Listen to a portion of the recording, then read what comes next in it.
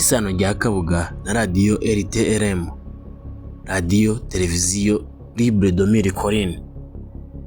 RTLM yifashishwaga mu icengezamatwara ikanatera urwango rwarangiriye mu ihohoterwa ry'abatutsi. Noneho n'interahamwe zumvaga ubwo butumwa bwa RTLM zaritozaga zikitwaza intwaro ziteguye gushyira ubwo butumwa mu bikorwa. Mbere ya Jenoside, Kabuga yari umwe mu bantu bari barakize kandi bakomeye mu Rwanda. Akaba yari inshuti ya hafi ya Perezida Habyarimana, umugore we Agathe Kanziga n'agatsiko k'akazu kari kayoboye u Rwanda. Kabuga Felicien nubwo yari afite amateka yoroheje cyane kandi akaba atarize amashuri ahambaye, yakoze ubucuruzi ku rwego ruhambaye, hanyuma abukoresha kugira ngo yubake umubano n'abayobozi ba politiki, ingabo n'abandi bacuruzi hirya no hino mu Rwanda. Igihe amashyaka menshi yatangiraga ndetse n'intambara ya FPR yo kubohora u Rwanda yatangiraga mu ntangiriro y'igihumbi kimwe magana cyenda mirongo icyenda, habaye amacakubiri imbere mu buyobozi bw'u Rwanda hagati y'abiyemeje gukomeza ubutegetsi bw'abahutu gusa n'abashyigikiraga amahoro n'ibitekerezo bitandukanye. Kabuga yakoresheje ubutunzi bwe no kuba yaravugaga ari kijyana kugira ngo ashyigikire ingengabitekerezo ya Hutu Power n'amagambo yangishaga rubanda abatutsi. Kabuga hamwe n'izindi ntagondwa z'abahutu yateguye ishyirwaho rya RTLM kugira ngo ikwirakwize ingengabitekerezo ya Jenoside. Yatanze amafaranga n'ibikoresho bikenewe, abona imirongo yo gutangaza amakuru, ategura inkunga y'inguzanyo, yandikisha RTLM kandi aranayiyobora binyuze muri komite d'initiative, ari rwo rwego rw'ubuyobozi bwa RTLM rukomeye rwari ruhari.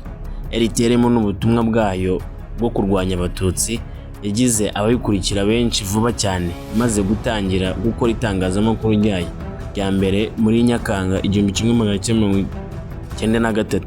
Igihe Minisiteri y'Itangazamakuru yagerageje gufunga RTLM kubera gukwirakwiza urwango, Kabuga yavugiye iyo radiyo ku buryo yakomeje gukora nta nkomyi. Jenoside itangiye ku ya 7 Mata 1994, RTLM yari hose, isakaza ibiganiro amasaha 24 kuri 24 ku buryo yarenze radiyo Rwanda nka radiyo yumvwaga na benshi.